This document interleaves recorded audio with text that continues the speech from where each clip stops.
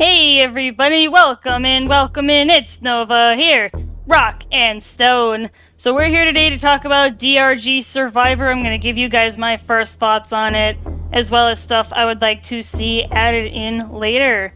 So first off, DRG Survivor. It's a roguelike. For those of you who are fans of roguelikes, you'll like this one. If you're a fan of Deep Rock, you'll love this one.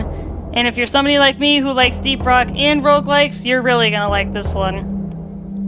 So starting off when you first load in, Scout is the only class that is currently available, and you start with the GK2 through a combination of gameplay and completing milestones, which you can check in the milestone menu in the game.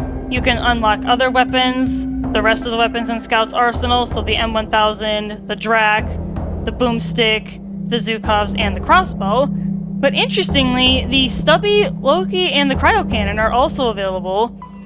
I'm sure that's hinting at the other classes being added. Maybe it is. You can also get other cool gadgets like the cryo drones. They kind of float around you, releasing cryo, slowing down enemies, dealing some damage. There are artifacts you can get between missions, between stages, that will buff you for the remainder of the run, which is pretty sweet. Bosco also has upgrades between his attack speed, his reload speed, electricity, cryo, all that kind of good stuff.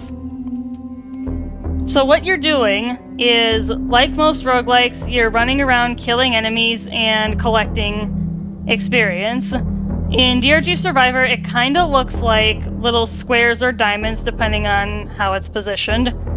And once you gather enough, you level up, and the game will give you 3 options for skills to select. Most of these involve reload speed, attack damage, armor so you can resist damage, movement speed, mining speed, all that kind of good stuff. And the more that stacks up, it is percentage based. Of course, then you'll do more. In between each of the 5 stages, there are 5 stages per run, you can use any gold or nitra you've collected to get some more upgrades.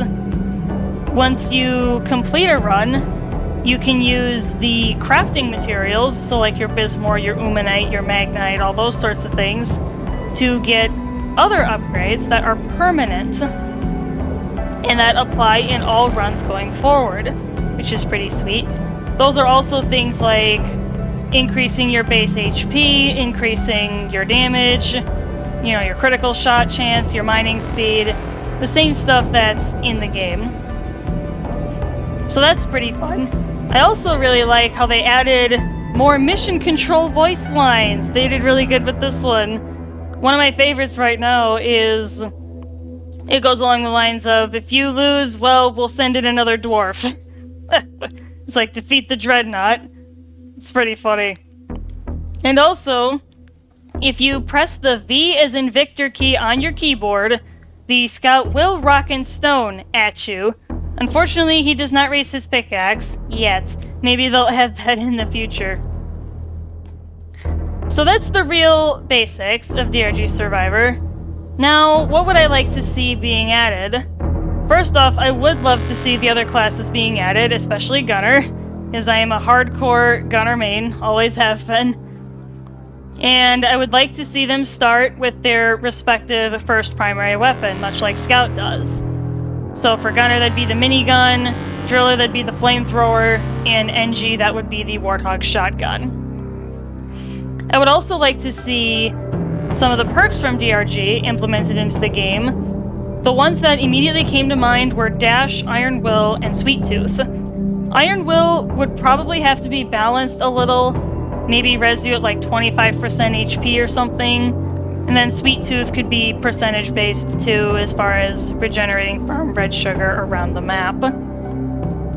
I feel the game is pretty well balanced already, and that the devs did a really good job on not making anything particularly overpowered. Well, I hope you guys enjoyed. I will see you in future runs of DRG Survivor. Rock and Stone.